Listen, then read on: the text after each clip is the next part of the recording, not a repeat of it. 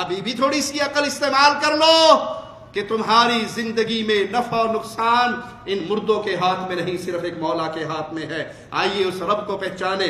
ذالکم اللہ ربکم لہ الملک، یہ تمہارا رب ہے جس نے تمہیں پیدا کیا، جس نے تمہیں عزت دی، جس نے تمہیں زندگی دی، اور ساری بادشاہت اس کے ہاتھ میں ہے۔ والذین تدعون من دونہ ما یملکون من قطمیر، اللہ کو چھوڑ کر تم جن کو پکارتے ہو یہ کھجور کی گٹھلی پہ ایک لگے ہوئے دھاگے کے بھی مالک نہیں ہے، ان کا مالک بھی ایک اللہ ہے۔ ان تدعوہم لا يسمعوا دعاءکم، اگر تم ان کو پکارو یہ تمہاری دعائیں نہیں سنیں گے۔ ولو سمعوا ما استجابوا لکم، بفرض محال اگر مان بھی لے کہ نہیں یہ بابے یہ اندر پڑے ہوئے یہ سارے سنتے ہیں، انہیں سارا پتا ہوتا ہے، مولا فرماتا ہے یہ قیامت تک تمہیں جواب نہیں دے سکیں گے۔ وَيَوْمَ الْقِيَامَةِ يَكْفُرُونَ بِشِرْكِكُمْ، اور قیامت کا دن ہوگا، قیامت کا دن ہوگا تمہارے اس شرک سے یہ انکاری ہو جائیں گے۔ کیا معنی؟ یہ بتوں والی آیتیں پڑھتے ہیں، قیامت کے دن بت حاضر ہوں گے، بتوں کو اٹھایا جائے گا، وہاں انسان اٹھیں گے، اولیاء اللہ اٹھیں گے، اور جب اولیاء اللہ کو خبر ہوگی کہ یہ آپ کو پکارتے تھے، اللہ کا شریک بناتے تھے، تو وہ فوراً انکار کر دیں گے۔ اس آیت میں انسانوں کی آنکھیں کھولنے کے لیے بہت بڑا پیغام ہے۔ اے پیارے بھائیو، آؤ رب کے در کی طرف۔ یہ جو فوت ہو گئے ان کے اختیار ختم ہو گئے، نہیں یقین؟ ہم نے چند دن پہلے یہ ایک ویڈیو دیکھی ہے، ایک شخص ایس ایچ او کے پاس بیٹھا ہے، اس نے کہا جی بڑی عجیب واردات ہوئی ہے، اور واردات یہ تھی ایک پیر کے دو مرید تھے، دو پارٹیاں مرید تھی، پیر صاحب کا مزار بن گیا، دونوں پارٹیاں وہاں پر آتی رہی، پھر کرسی کے لیے دونوں پارٹی چندے کے لیے لڑائی ہوگی، ایک پارٹی اپنے گھر میں آرام کر رہی ہے، دوسری آتی ہے اور پیر صاحب کی قبر کھودنا شروع کرتی ہے، اور پیر کی قبر بھی 2 منزلہ تھی، نیچے بھی فرش تھا، وہ بیٹھ گیا، انہوں نے اوپر ہی مٹی اور ڈال کے پھر اس کو اور اونچی کر دی، اوپر والا فرش بھی پھاڑا، نیچے والا فرش بھی پھاڑا، اور نیچے سے پیر کی قبر سے صرف چند ہڈیاں نکلی۔ یہ ہمارا جملہ نہیں ہے، یہ ایس ایچ او کا جملہ ہے کہ چند ہڈیاں، سر کی تھوڑی سی ایک ہڈی تھی اور کچھ ٹانگوں کی، کوئی ریڑھ کی ہڈی کی تھوڑے تھوڑے ٹکڑے تھے، وہ ان مریدوں نے اٹھائے اور سکھر لے کے جا رہے تھے۔ یہ پنجاب کا واقعہ ہے، وہ سندھ لے کے جا رہے تھے کہ وہاں دفنائیں گے اور بڑا سارا مزار بنائیں گے، کہ راستے میں پولیس کو رپورٹ ہو گئی، چھاپا مارا اور وہ لوگ گرفتار ہو گئے۔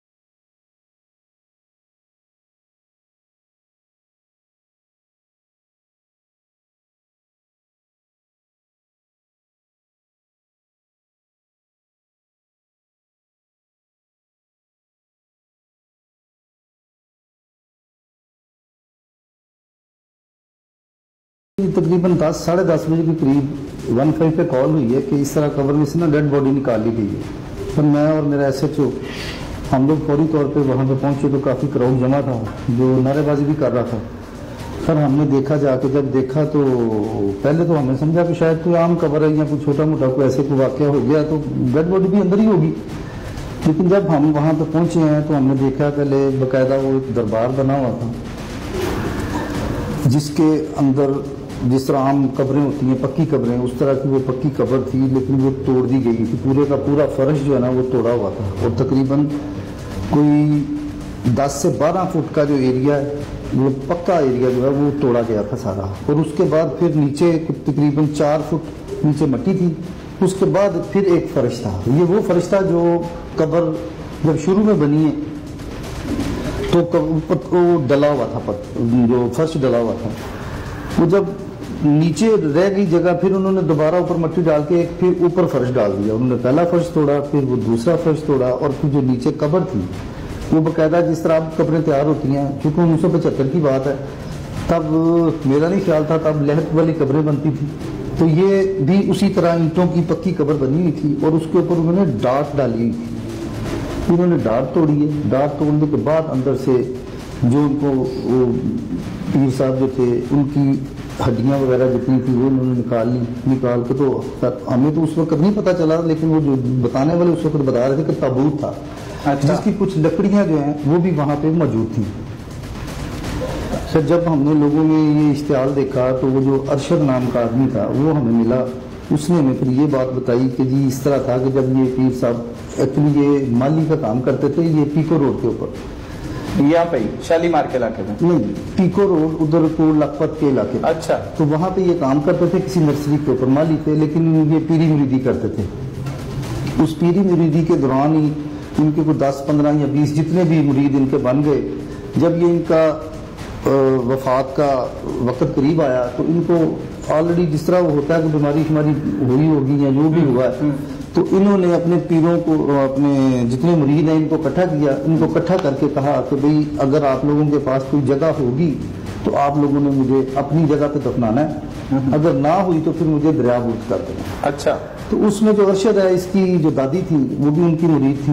انہوں نے پھر جب اپنے گھر بات کی ان کی دادی نے، تو انہوں نے اگری کیا وہ 3.5 کنال کے قریب جو جگہ تھی وہ انہوں نے ان کے لیے وقف کر دی. اس میں ان کو دفنا دیا گیا. تو پھر ان یہ کا کون سی جگہ پہ جگہ ہے؟ یہ ادھر کرول گھاٹی کے پاس شالامار جو تھانہ ہے اس کا یہ ایریا بنتا ہے. تو وہاں پہ ان کا ایک اور مرید تھا جلیل نامی، اس کا بھی آنا جانا تھا، اور اس نے آ کے تھوڑا اپنی وہ جو گدی ٹائپ بنا کے تو وہاں پہ جو فنڈز کو تھوڑے بہت ہوتے تھے، کیونکہ ایک ہی قبر تھی، مزید کوئی قبر تھی نہیں، تھوڑے بہت پیسے اکٹھے ہوتے تھے، وہ جو جلیل ہے یہ رکھ لیتا تھا.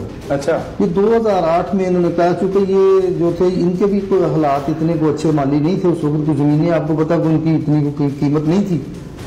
پھر آہستہ آہستہ زمینیں جب مہنگی ہوئی ہیں تو پھر ان کا بھی تھوڑا سا ہاتھ سیدھا ہو گیا، جس میں انہوں نے وہاں پہ تھوڑا بہت خرچ کرنا شروع کر دیا. یہ ارشد وغیرہ نے؟ ارشد وغیرہ نے. اور جب 2008 آیا تو اس میں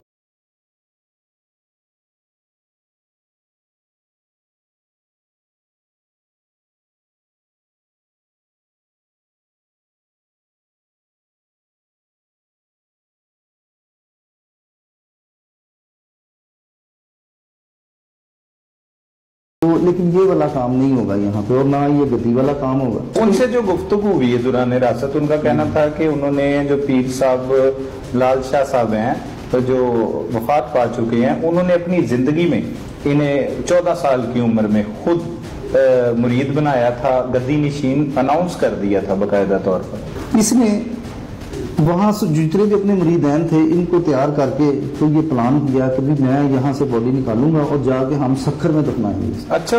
اے پیارے بھائی، اے قبروں پہ گرنے والے، اے قبروں کی ڈھیریوں پہ آ کے رونے پیٹنے والے، ان کے پلے میں کچھ ہوتا یا یہاں کچھ ہوتا تو کم از کم اپنی جان کا دفاع تو کر لیتے. ان کے نام کیا ہے؟ یہ مردہ ہیں، یہ فوت شدہ ہیں، یہ قبر کی مٹی میں مل گئے ہیں. ان کو آ کے پکارتے ہو، کس کو چھوڑ کر؟ اللہ کو چھوڑ کر. وہ اللہ جس نے بارہا اپنے بندوں کی مدد کی.